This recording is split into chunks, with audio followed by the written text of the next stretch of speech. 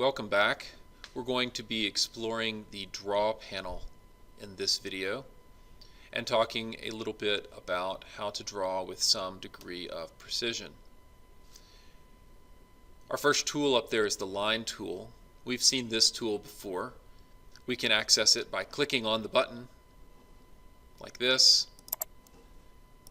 and drawing some lines. Hit Escape. I also notice that when I mouse over this, it gives me some information. It tells me what line command does, and down at the bottom it tells me how to start that command with keystrokes.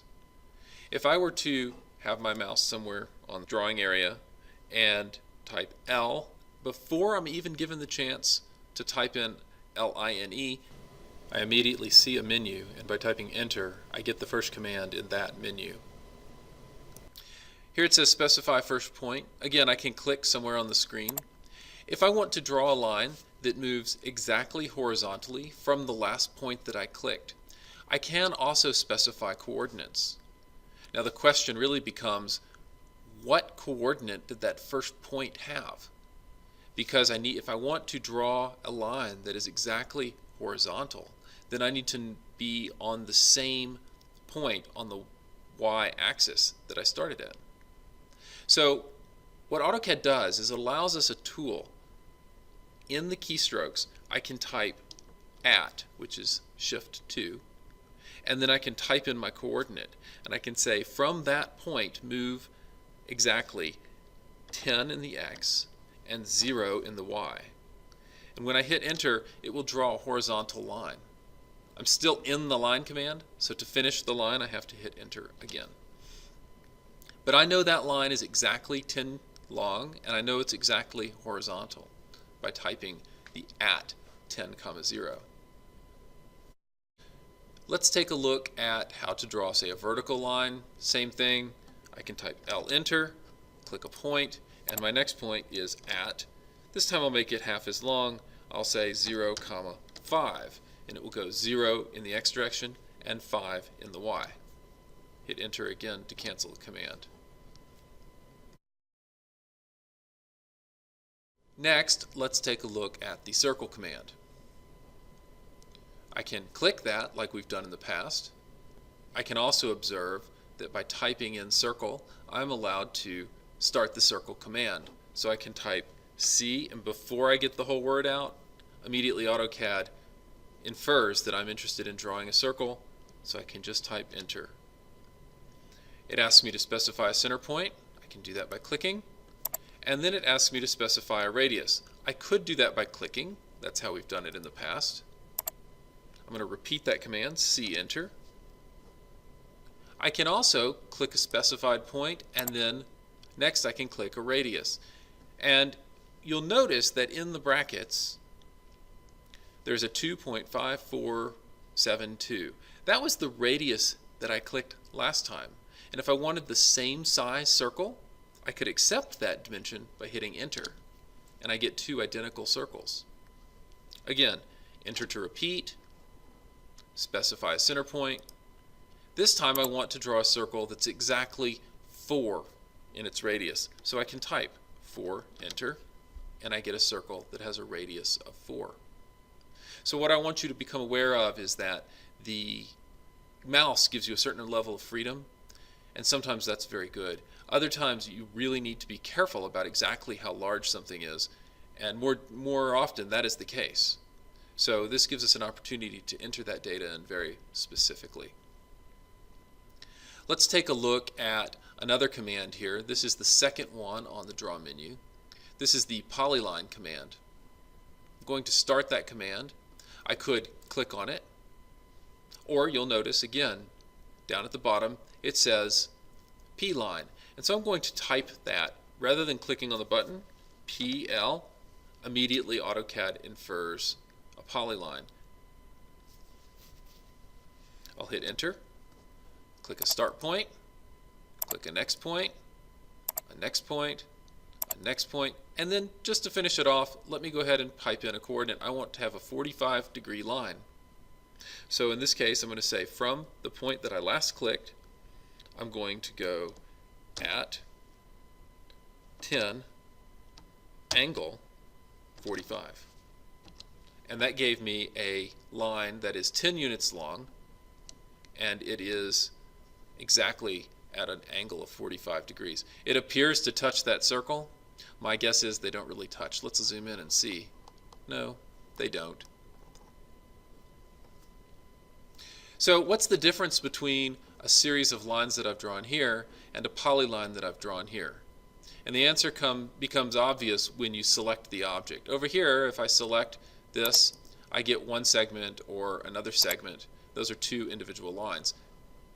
Over here, when I select this, the whole item is one single object. I'm going to hit escape to release those.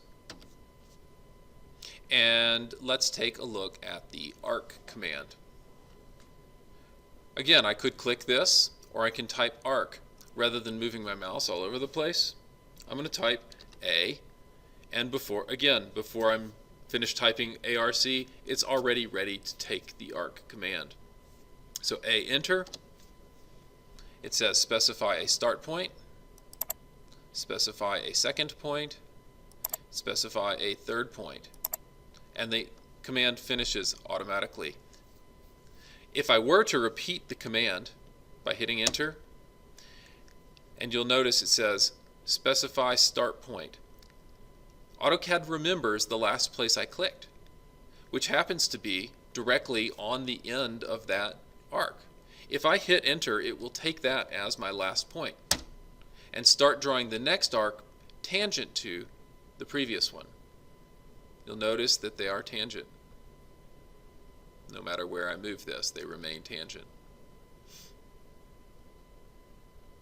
So it's asking me now, where is the final point of the arc? And I can click and it will end that command.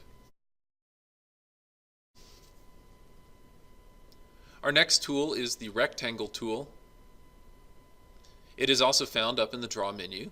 We looked at that in a previous lesson. I could click on it. I can also type rectang. However, just like the other tools, when I start REC, it automatically assumes that rectangle is the one that I'd like to do, so I'm going to hit enter to accept that. So REC, enter. A rectangle is defined by 2 points. So I click once, I click again, and that defines a rectangle.